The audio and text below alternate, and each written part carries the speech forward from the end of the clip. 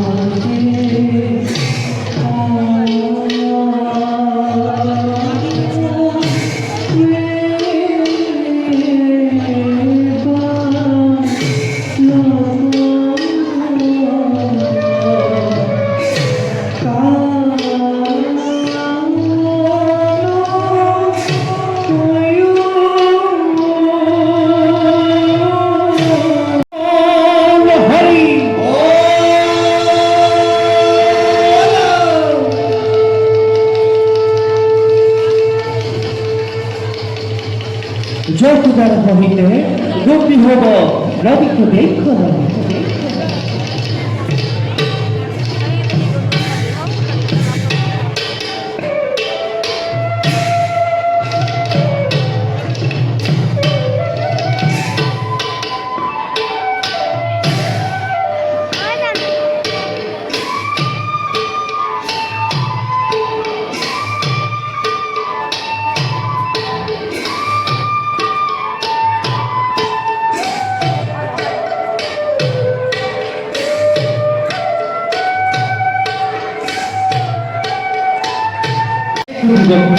যৌতুদানা গৃহকৃত্যে দাসী হব কনিউছে জৈসে আপনি যদি মচিতে লাগল তাহে দেখুন পূর্ণ নিরন্তরে হরিবল হরিবল।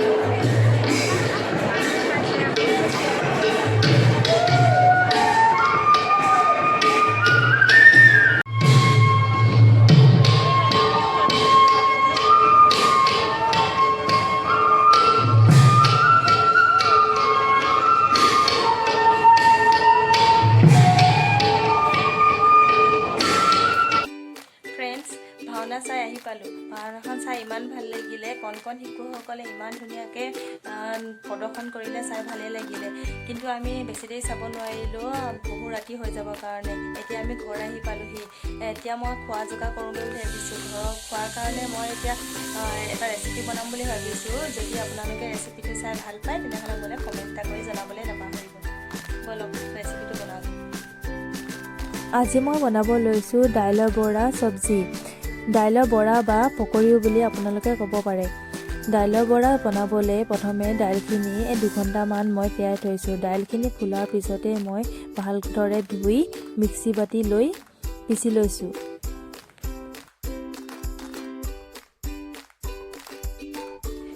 মোৰ দাইলখিনি পিছা হৈ গৈছে। এতিয়া আপোনালোকে বাতি এটা ল'ব, তাত দাইলখিনি দি দিব। তাৰপিছত ক'লা জিৰা, নিমখ, হালধি দি ভালদৰে গোটেইখিনি মিশ্ৰণ মিলাই ল'ব। যিদৰে পকৰী বনায় ঠিক তেনেদৰে আপোনালোকে মিলাই ল'ব।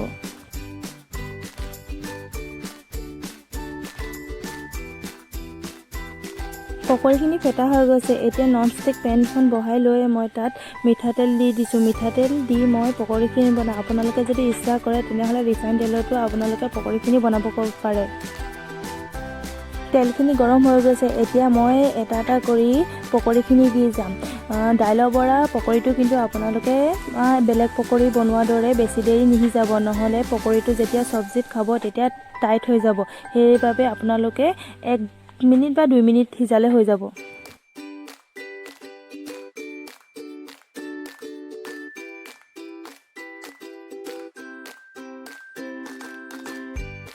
দাইলৰ বৰাখিনি হৈ গৈছে। এতিয়া মই প্লেটখনত নমাই ল'ম। এতিয়া মই আলুখিনি ফ্ৰাই কৰি ল'ম। আলুখিনি যদি ফ্ৰাই কৰি লওঁ তেতিয়া চব্জিখন সিজিবলৈ বেছি টাইম নালাগে।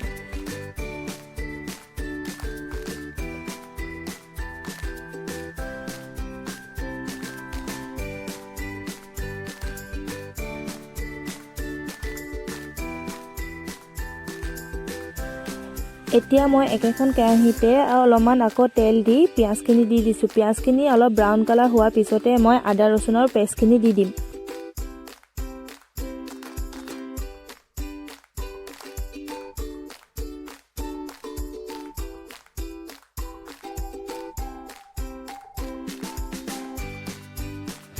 আদা ৰচুনৰ পেষ্টখিনি ভালদৰে হোৱাৰ পিছতে মই বিলাহীখিনি দি দিম। বিলাহীখিনি ভালদৰে গলাৰ পিছত বাকী মছলাখিনি দি দিম। বিলাহীখিনি ভালদৰে গলি গ'ল। এতিয়া মই হালধি, নিমখ, জিৰা দিয়ে ভালদৰে লৰাই ল'ম।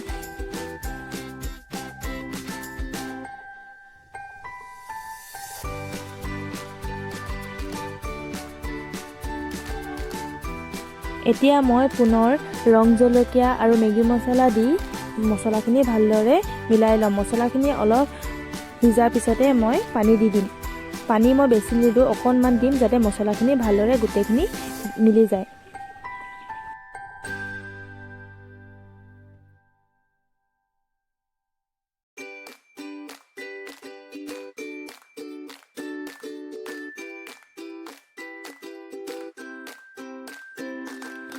এতিয়া মছলাখিনি ভালদৰে সিজাৰ পিছত মই হেতাখনেৰে ভালদৰে লৰাই দিম। তাৰপিছত সিজাই থোৱা আলুখিনি দি দিম। আলুখিনি মই ভালদৰে 4 ৰাউণ্ড লৰাই মছলাখিনি ভিতৰত যাতে সোমাই যায় তেতিয়ালৈকে লৰাই থাকিম। তাৰপিছত মই পানী দি দিম। যিহেতু মই এই দাইলৰ বৰাটো গ্ৰেভি টাইপত বনাম, সেইবাবে পানীটো মই অলপ পাতলকৈ দিম। আপোনালোকে যদি অলপ জুলীয়া টাইপত খাব বিচাৰে তেতিয়াহ'লে অকণমান সৰহকৈ পানীটো দি দিব।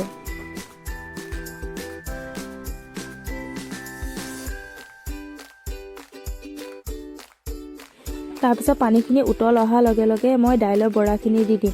দাইলৰ বৰাখিনি সিজোতে আপোনালোকে 10 মিনিটমান ভালদৰে সিজাব, যাতে দাইলৰ বৰাত পানীটো ধুনীয়াকৈ সোমাই কোমল হৈ যায়।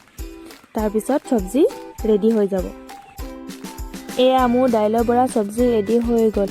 তাৰপিছত মই গৰমে গৰমে বাউল এটাত উলিয়াই ল'ম। আপোনালোকে এনেদৰে বনাই এই চব্জিটো খাই চাবচোন, খাই কিমান ভাল লাগে। আৰু মোৰ ভিডিঅ'টো সম্পূৰ্ণলৈকে চোৱাৰ বাবে অশেষ ধন্যবাদ। যিসকলে নতুনকৈ আহিছে মোৰ চেনেলটোত ছাবস্ক্ৰাইব কৰি ল'ব। আৰু এটা নতুন ভিডিঅ' লৈ অহা প্ৰতিশ্ৰুতিৰে আজিলৈ আহিছোঁ। নমস্কাৰ, জয় আই অসম।